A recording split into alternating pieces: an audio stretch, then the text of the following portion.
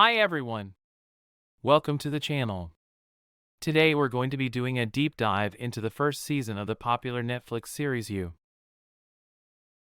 Bookstore manager Joe Goldberg meets aspiring writer Guinevere Beck, and an internet search about her leads to Joe following Beck around, monitoring her social interactions, and even entering her apartment while she is out.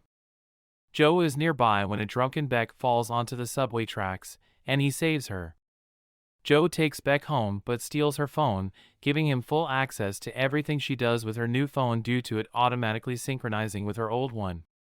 Beck later stops by the bookstore to thank him for rescuing her, and he asks her out. Joe lures Beck's philandering boyfriend Benji to the basement of his shop, hits him in the head with a mallet, and locks him in a plexiglass book vault. Joe is not sure what to do with Benji, who is a drug-addicted trust fund baby and desperate to be freed. Meanwhile, when Beck rejects her professor's advances, he threatens to take away her teaching assistant job and consequently, her housing. Beck's wealthy friend Peach is suspicious of Joe. Beck turns the tables on Professor Lail by threatening to expose his sexual harassment of her and 6 other women. After obtaining a video of Benji hazing a fraternity pledged to death, Joe gives him a coffee laced with peanut oil, and Benji dies from an allergic reaction.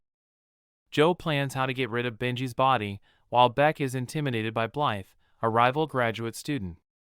Joe doubles down on his efforts to convince Beck that he is the one for her after finding out that she is still having sex with other men in order to get over Benji.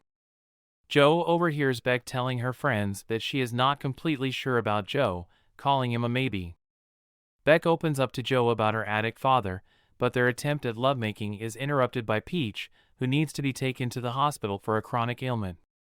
Joe is almost caught by hikers while he is burning Benji's body in the woods as he is talking to Beck on the phone.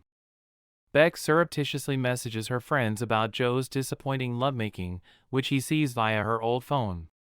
Still monitoring her texts, Joe sees that Beck has made weekend plans with an older man she calls the captain and lies to her friends about it. A jealous Joe follows her to a Charles Dickens festival in Nyack and soon learns that the man is her father, Edward, who she had previously said was dead. Meanwhile, Peach has learned that Joe is in Nyack, which forces him to reveal himself to Beck. They go to lunch with Edward and his new family, but Beck explodes at her critical and disapproving stepmother, Nancy. Beck explains to Joe that her father left her family after a drug overdose, and although he has overcome his addiction, she has kept him at a distance. Peach continues to be suspicious of Joe, who seeks a way to neutralize her. Peach makes a show of introducing Beck to a famous literary agent, but when he hits on Beck and tells her the negative things Peach said about her, Beck blows up at Peach. Joe sees through Peach's subsequent fake suicide attempt, and in accessing her laptop comes to realize she is infatuated with Beck.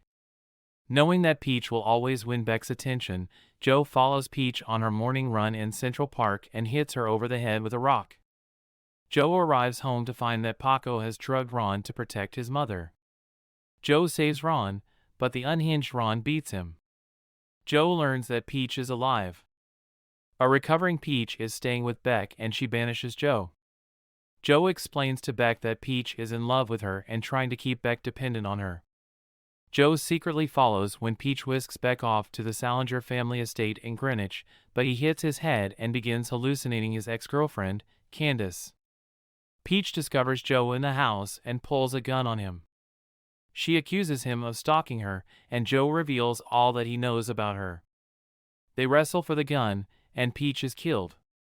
Joe types a suicide note on Peach's computer, leading detectives to believe that Peach shot herself. Joe makes an appointment with Beck's therapist, Dr. Nicky, using the alias Paul.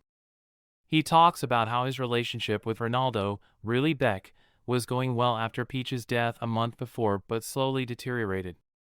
With Beck becoming increasingly moody, distant, and secretive, Joe jealously follows her, but she catches him. He accuses her of cheating on him with her therapist, and she breaks up with Joe.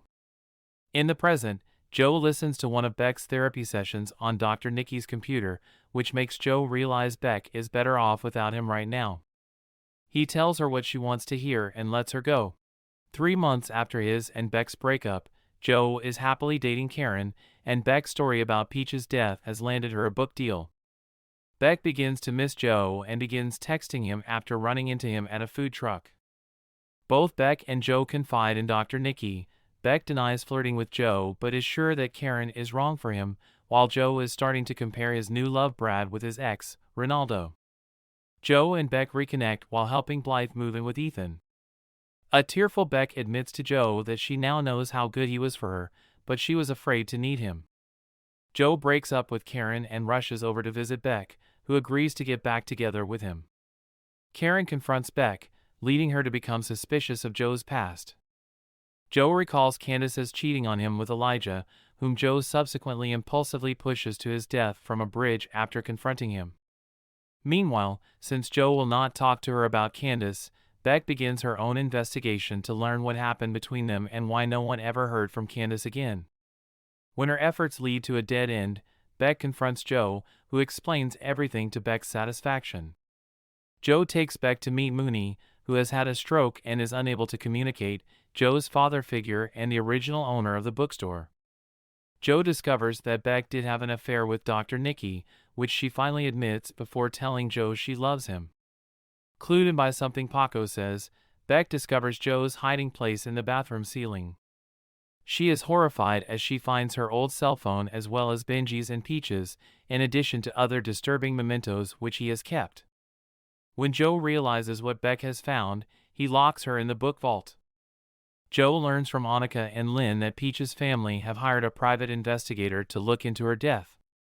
Imprisonment prompts Beck to write about her own actions which have brought her to her current situation, and she suggests to Joe that he use Dr. Nicky as a scapegoat for his crimes.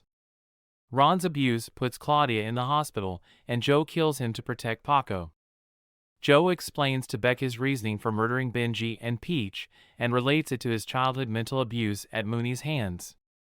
She appears to empathize with Joe and seems grateful for his actions. Beck lures Joe into the vault and manages to lock him in, revealing that it was all just an act to get him to open the door. Still trapped in the basement, she calls out to Paco, who thinks she knows about Ron and leaves. Joe escapes the vault and kills Beck. 4 months later, Joe has used Beck's writing to frame Dr. Nicky for all of Joe's murders. Claudia and Paco move to California. Joe is stunned when Candace comes into the bookstore, telling him they have unfinished business. Thank you for joining me for this recap of You Season 1. I hope you enjoyed this deep dive into the show, and be sure to like and subscribe for more content. See you next time.